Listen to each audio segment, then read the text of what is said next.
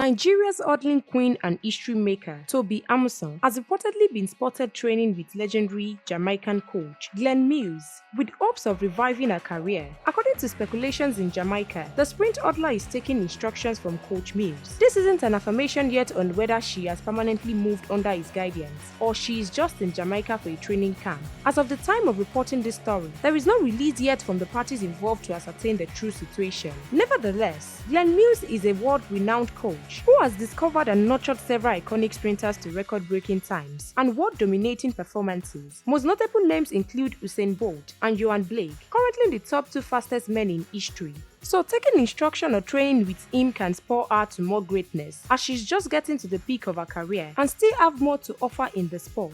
If reports are true, it will be a surprise to many, as this means Amusan will probably move on from her long-term coach, Lasana Golden Clark, who has been with her since 2016 to her history-making moment at 2022 World Championship in Oregon, where she won the world title and broke the world record twice.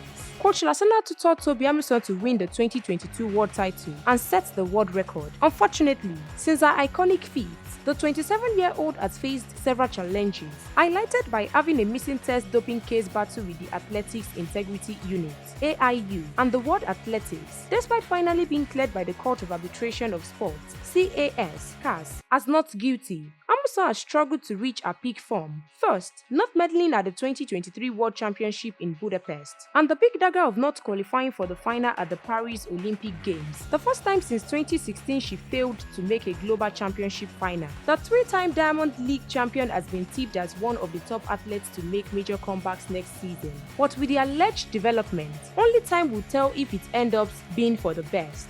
Stay tuned to NaijaNews TV for more verified and reliable news updates.